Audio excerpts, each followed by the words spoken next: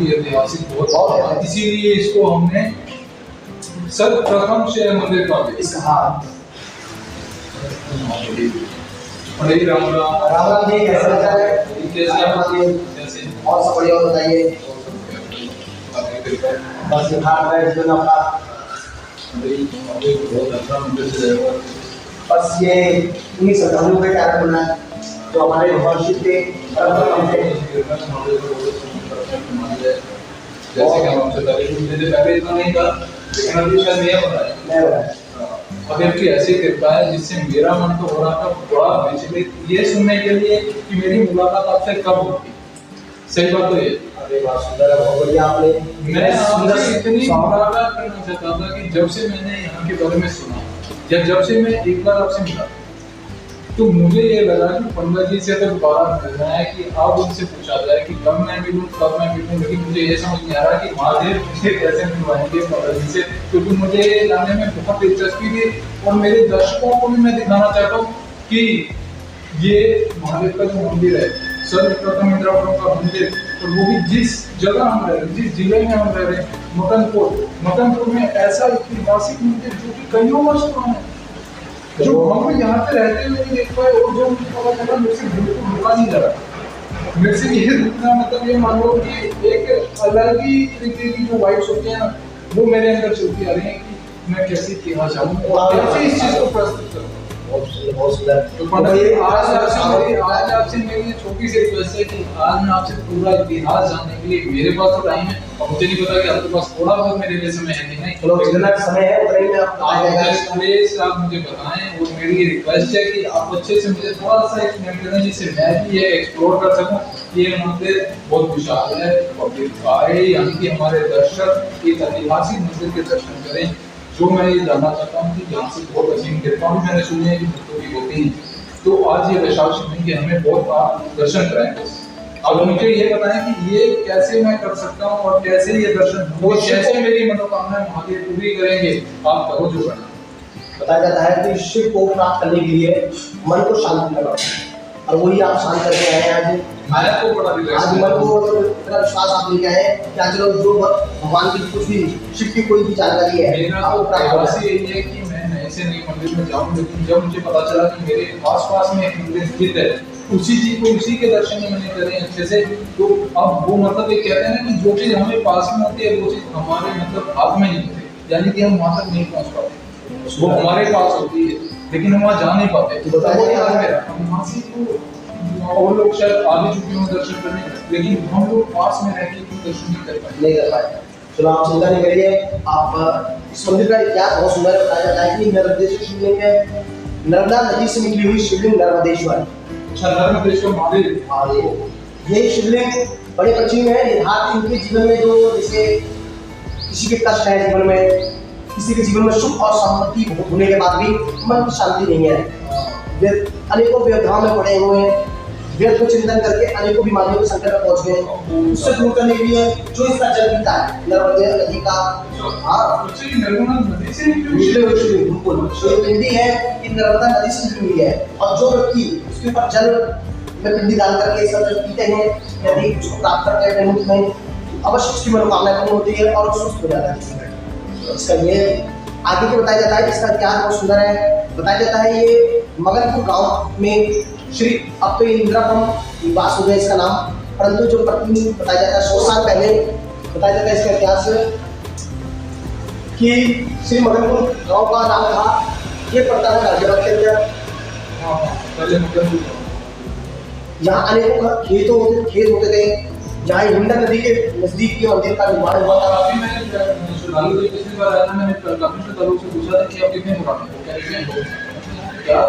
तो वो कहते हैं यहाँ तो जंगल था, मैं इसके चौक के यहाँ तो लोग अभी मतलब बसी हुई कर रहे हैं। ये क्या चीज है क्योंकि चेंज का कारण है शिव के कारण। शिव जंगल में होकर के जहाँ शिव है वहाँ मंगल हो रही है, वही है जहाँ साल के बिल्कुल देखा ही है। बस जगत का निर्माण कौन करते हैं? जगत पिता है, तो यही जगदीश्वर है। इसके कृपा से यथार्थ जो व्यक्ति इनकी श्रद्धा से भक्ति से यदि कुछ भी दूध दही शहद घी चंदन डाल करके भगवान का अर्पण करता है, यथार्थ उनके जीवन में सुख और समृद्धि का पावन दर्शन मिलता है। ऐसे बताया जाता है। इसका इतिहास कैसा है कि बताया जाता है कि विशंबर महाराज जी के द्वारा इसका निर्माण हुआ। ये जो शिवलिंग मैं देख पा रहा हूँ, इससे मैंने दर्शन पहले किए हुए थे, तो ये जो शिवलिंग है ये कुछ पूर्व दिशा की ओर है।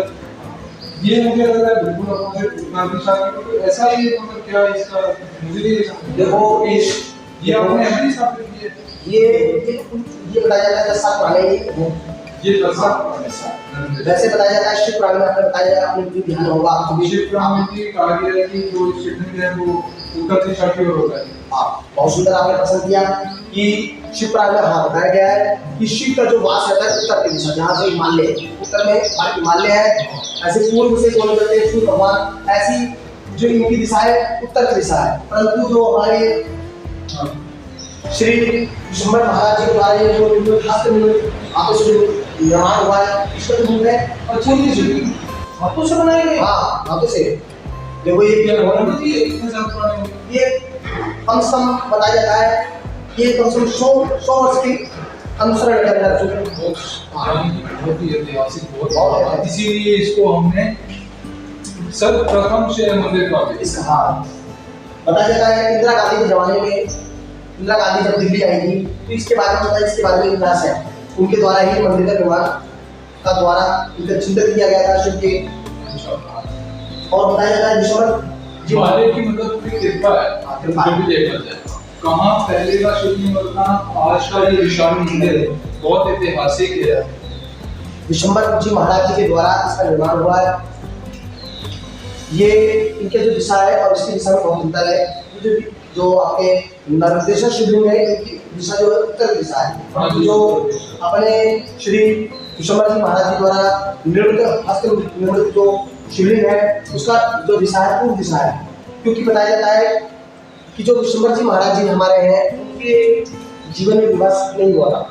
वो बड़े गंभीर चिंतन थे कि वो अपने भाइयों में, अपने छोटे भाइयों जो अपने 5 भाइयों में सबसे बड़े भाई विशंबर जी महाराज जी थे। हाँ, एक तरह के कैरेक्टर थे, अपने जीवन में बहुत लक्ष्मी सब कुछ थे, अच्छे पढ़ाई किया था, परंतु जो गरीबी रेखा थी उसे उन्होंने अपने भाइयों को निवृत्त किया, उनको संस्कार दिए अच्छे, उनको नए नए आभूषण देकर उनको शादी विवाह करवाया अपने भाइयों बहनों को।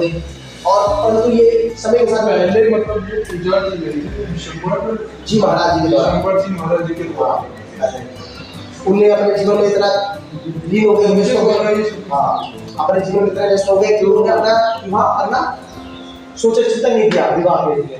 उन्हें अपना जीवन किसके लिए लगा दिया? महादेव के लिए, उनके श्रद्धालुओं के लिए। उनके लिए उन्होंने इतना सुंदर अपनी जमीन देके चले गए। उनके खेत थे, ये खेत भी थी उन्हीं के थे, यथार्थ उनका जो जीवन था यथार्थ उनके रहते थे। और उन्हें अपने जब उनकी शादी हुई तो उन्होंने सोचा कि यदि भगवान शिव की जो माता पार्वती उत्तर दिशा, माता पार्वती जी का जो घर का है उत्तर में हिमालय में, हिमालय में जो माता जो पार्वती है हिमालय राज्य की पुत्री है। और फिर चिंतन लगाया यदि शिव ने मुझे मेरी पत्नी ने दिलवाया तो क्यों ना मैं शिव को भी अपनी पत्नी के से दूर कर दूं। हाँ, इनको खाली वैराग में पहुंचा दूं। हाँ, फिर मैं वैरागी तो ये शिव भी वैरागी बन जाए, इसलिए इस दिशा को इन्होंने छोड़ दिया। अच्छा, हाँ, ये देखो उत्तर दिशा और ये पूर्व दिशा में इतना अंतर है।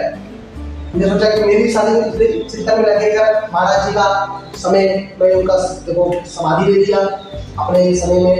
और यथार्थ उन्होंने हमारे पिताजी को यथार्थ श्री राजेश्वर पांडे जी के द्वारा ये मंदिर का जीर्ण उद्धार करवाया। यहाँ के संचालक और जो थे हमारे श्री राजेश्वर पांडे जी हैं, जो हमारे पिताजी हैं। यथार्थ हमने अपने चिंतन में हमने भी इसका अनुसरण किया, हमने श्री भक्ति में लग करके इनके अनुकंपा पाई। यथार्थ जिन श्रद्धालुओं को कुछ समस्याएं होती लाइफ में, उस समस्याओं को निकालने के लिए और शक्ति दोनों का मिलाप होता है। जो बुद्धि ज्ञान और विवेक जो लेकर आता है, अपना ज्ञान और विवेक छोड़ करके अपने घर में आए, सिर्फ खाली मन लेके आए शिव के लिए, तो यथार्थ उसके जीवन में सुख और समृद्धि अपने आप आ जाती है। बोलो हर हर महादेव। आज आपने बहुत अच्छा इतिहास बता दिया। अब थोड़ा सा लग रहा है कि हाँ, मेरे को भी महादेव की कृपा अपार मिल रही है। क्यों? अगर हम ये काम कर रहे हैं, ये एक्सप्लोर कर रहे हैं, तो ये महादेव की कृपा के अनुसार ही हो सकता है। ऐसे तो हम भी नहीं कर पाते कि हमारे भी ये दर्शन, हमें भी ये दर्शन प्राप्त हो। ये तो बिल्कुल नामुमकिन क्या था, और मुझे यही लग रहा था कि शायद ही आप मिले, आज आप ही मिले और आपसे मुझे इतिहास यहाँ के वृक्षों के बारे में बहुत अलग है। इसमें एक वृक्ष आपको दिखाया जाएगा कि इसमें क्या है, जो वृक्ष है पीपल का, बहुत सुंदर बड़ा वृक्ष है। इसमें 3 है, ब्रह्मा विष्णु महेश, 3 शाखाएं हैं। अच्छा हाँ, 3 शाखाएं इसकी आई है, ब्रह्मा विष्णु महेश। ये इंद्रप्रस्थ में ऐसा वृक्ष आपको नहीं दिखेगा पीपल का। तो इस पीपल मतलब ये वृक्ष का भी एक इतिहास है। यदि इस पीपल में अमावस्या के दिन, सोमवती अमावस्या के दिन यदि जो भी महिला या पुरुष 108 बार परिक्रमा करते हैं, उसका विवाह और भगवान माता पार्वती जैसे उनको पत्नी मिल जाते हैं। और यदि कोई स्त्री है, यदि शिव जैसा पति पाल जाते हैं, उसका ये 108 बार शिवलिंग इसका वृक्ष का। मतलब कुल मिला के शादी के लिए ये वृक्ष पंडित जी ने बताया बहुत महत्वपूर्ण है। तो जिसकी शादी नहीं हो रही तो कृपया करके आइए और यहाँ पे 108 परिक्रमा कीजिए और शादी जरूर कराइए और अनेकों विघ्न से दूर करिए अपने। और पंडित जी से जरूर मिलना, दर्शन करना, बहुत अच्छे हैं। हर हर महादेव जी, जय भोलेनाथ। और अच्छा बता रहे हैं। और आप लोगों के लिए सबसे ज्यादा महत्वपूर्ण क्वेश्चन यही होता है कि भाई मेरी शादी नहीं हो रही, मैं कैसे करूं? तो आप ये परिक्रमा कीजिए वृक्ष की और शादी जल्दी कराइए और महादेव की कृपा पाइए। बहुत सुंदर। तो ये आज आपने जो हमें बताया ये तो बहुत मतलब अलग एक रोचक का बात होगी। सावन में, जैसे सावन में यहाँ कावड़ का भी बड़ा विशेष महत्व है। जो जैसे कोई भी बाबा का भक्त है। अच्छा, मैं ये बात जानना चाह रहा हूँ कि जब ये सर्वप्रथम मंदिर के अलावा है तो ये जो मतलब कितने साल पुराना होगा? देखो वैसे तो पता है इसका इतिहास तो 1983 में इसका निकला। 1983 में, तो मतलब इस मानो 40 साल। 40 साल। हाँ, 40 साल का इतिहास, मतलब जो कि हमारे पिताजी के द्वारा है। अच्छा, तो उससे पहले का। हाँ, 40 साल तो हमारे पिताजी के द्वारा ये जीर्णोद्धार हुआ है। जीर्णोद्धार जो पहले एक छोटा सा शिवलिंग मंदिर था, छोटा सा मंदिर। मतलब तो आपके पिताजी द्वारा, राजेश्वर पांडे जी द्वारा यहाँ पर जीर्णोद्धार हुआ है, जो ये विशाल में मंदिर बन चुका है।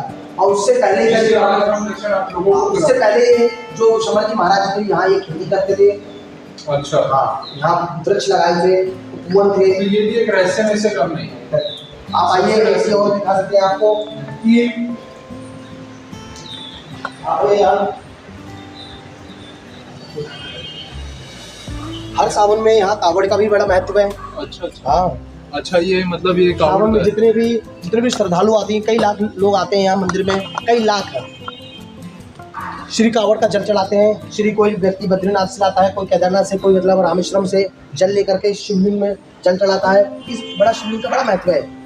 प्रत्येक शिवलिंग ब्लैक दिखेंगी, आपको काली दिखेंगी, परंतु ये शिवलिंग व्हाइट है। क्योंकि कारण क्या है, ये शिवलिंग यहाँ की नहीं है, ये आपकी नर्मदेश्वर शिवलिंग से भी उच्चतम शिवलिंग कहते हैं। हाँ, ये दंडकी नदी से निकला हुआ शिवलिंग है। हाँ, दंडकी नदी। हाँ, ये पड़ती बिहार में, वैद्यनाथ। ये बाबा वैद्यनाथ की शिवलिंग है, वैद्यनाथ। हाँ, उस नदी से निकली हुई ये नदी है।